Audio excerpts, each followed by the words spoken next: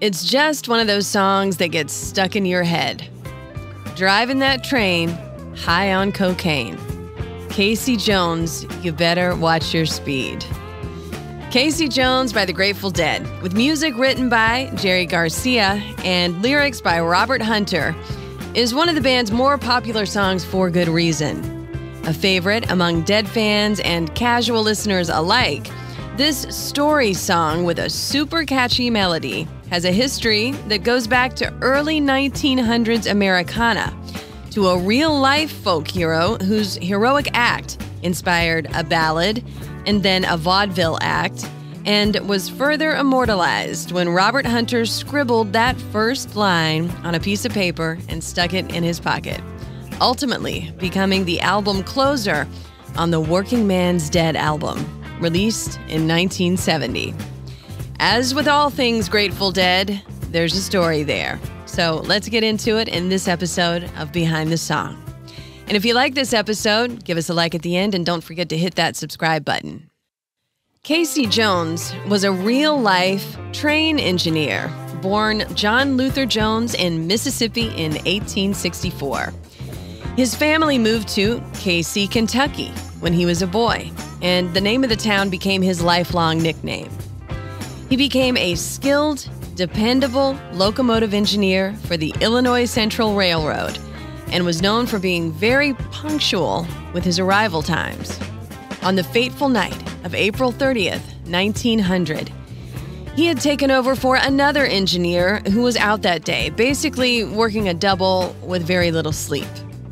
Operating a heavy passenger train known as the Cannonball, southbound from Memphis to Canton, Mississippi, he was about an hour and a half late for his destination. Unknown to him, there was another train broken down directly on his line around Vaughn, Mississippi, and some say the switchman on duty was asleep. The broken down train up ahead became visible to Jones just in time for him to tell his firemen to jump to safety, while he stayed on to slow down the engine.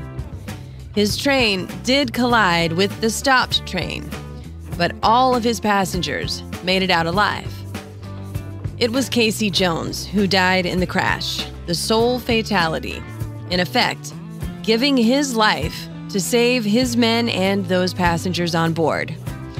It's an epic story in the history of the American Railroad, giving Casey an almost Paul Bunyan-like status as a legend. Wallace Saunders, a railroad worker and friend of Jones, started singing a work song about Casey Jones shortly after the crash, and soon that song was being sung up and down the Illinois Central line. One IC engineer had two brothers who were vaudeville performers, Frank and Bert Layton, who took the song and added a chorus to it, performing their version in theaters all around the country. The song changed as time went on and was finally published as a ballad by T. Lawrence Siebert and Eddie Newton, another set of vaudeville performers, as Casey Jones, the Brave Engineer, in 1909. Parodies and subsequent versions followed, eventually becoming known as the Ballad of Casey Jones, which poet Carl Sandburg said was the greatest ballad ever written. Versions of the Casey Jones legend have been sung by everybody from Johnny Cash to Pete Seeger and then some. Truly an American hero put to song. The name Casey Jones and the general mystique of trains that's always captured the American imagination filtered its way from a folk ballad sung by workers up and down the tracks to blasting out of the wall of sound with thousands of deadheads swirling to the Dead's version of the Casey Jones mythos in concert. Robert Hunter wrote the lyrics for Casey Jones, as he did for so many of the Grateful Dead's most lyrically vivid songs. His partnership with the Grateful Dead, and more specifically with Jerry Garcia, began when the two were barely more than teenagers in the 60s, living in Northern California. The two friends began playing music together, but eventually Hunter's interest and talent in writing and books outweighed his skill as a musician, while Garcia's focus was in pursuing, perfecting, and playing music. Garcia went on to form a band first called the Warlocks in 1965, which was soon renamed to the Grateful Dead. Meanwhile, in the early 60s, Robert Hunter was one of the volunteers who participated in Stanford University's psychedelic chemical experiments. The experiments, which Ken Kesey and Allen Ginsberg also volunteered for, were conducted by the CIA to test the effects of LSD and other psychedelic drugs. And after that, Hunter traveled around, wandering to Los Angeles and New Mexico, writing stories and song lyrics. And eventually, he ended up back in Northern California. And eventually lived in a house with his friend Jerry Garcia. And those close quarters spawned a fruitful working partnership.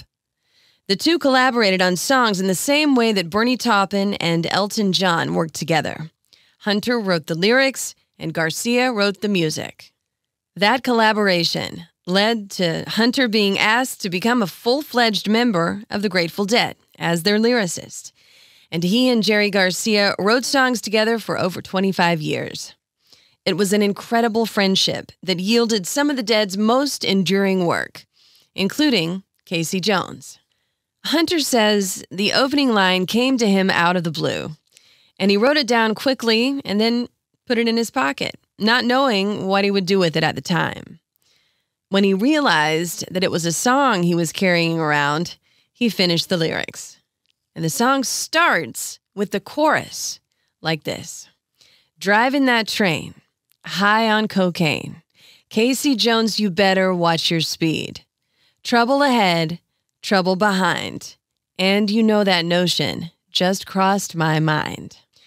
Now, for the record, there is no evidence at all that the most famous rail engineer in U.S. history was high on anything at all at the time of his fateful crash.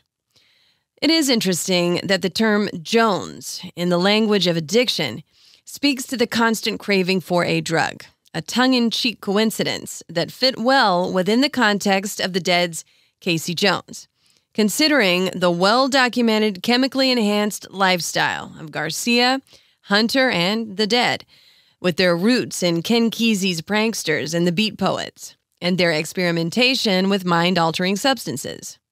And the song goes on. This old engine makes it on time, leaves Central Station about 8:45, hits River Junction at 17:02, at 9:45, you know it's traveling again. This part of the song draws from the original Ballad of Casey Jones, sung by Wallace Saunders and later popularized by Mississippi John Hurt and others that I mentioned previously.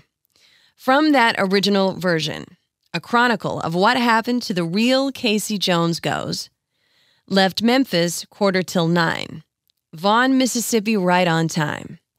Got within a mile of the place, a big headlight stared him in the face. Shout to the firemen, jump for your life.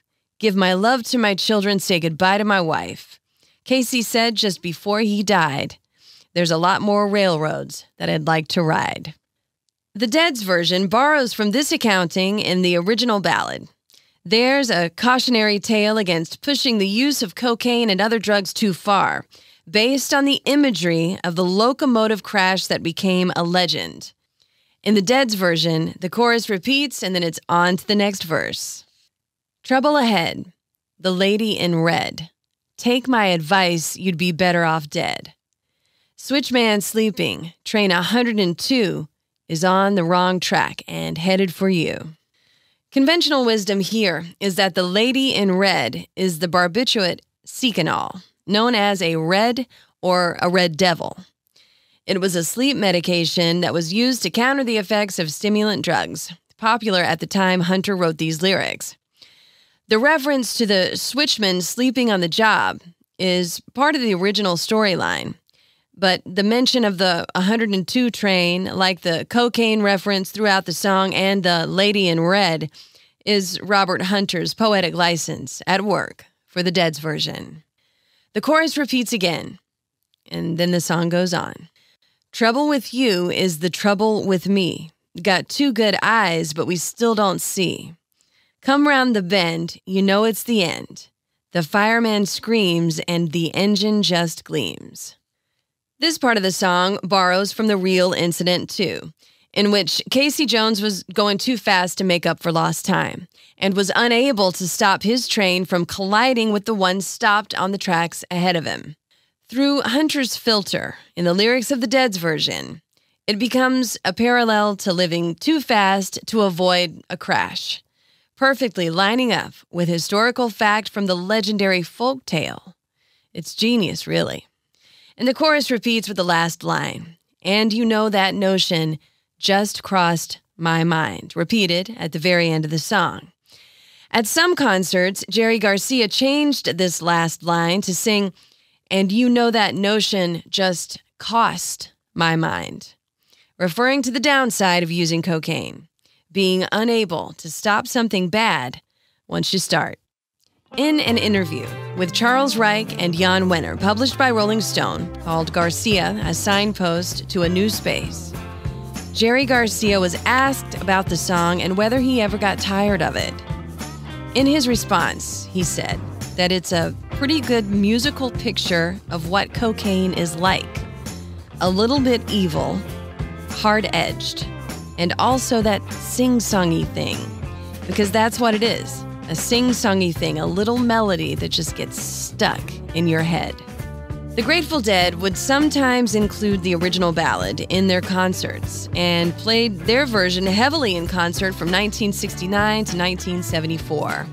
Besides on Workingman's Dead, Casey Jones can be found on several live recordings, including on the Steal Your Face double live album, released in 1976, their last album released on the original Grateful Dead record label. But they performed the song very little live after 1984, and many speculate that this was part of an agreement Garcia made to not play it due to the cocaine references, as part of a plea bargain stemming from one of his drug arrests. After Jerry Garcia's death, at age 53 from a heart attack while in a rehab clinic in 1995, the Dead disbanded. This was just a year after they were inducted into the Rock and Roll Hall of Fame, and lyricist Robert Hunter was inducted with them as a member of the band. He went on to collaborate on songs with, among others, Bob Dylan, who said that the two of them could write 100 songs together. Hunter died at his home in San Rafael, California, in 2019 following surgery. In 2015, Robert Hunter and Jerry Garcia were inducted into the Songwriters Hall of Fame, and their legacy will always be intertwined. Garcia's music and Hunter's lyrics giving air to a counterculture viewpoint that became canon in American pop culture and gave legions of fans all over the world music to be blown away by and then to find a kind of home in that persists to this day. In the parlance of Dead fans, looking for that miracle ticket for transportation out of the mundane. A uniquely American band and their uniquely American story songs that will no doubt keep on trucking forever.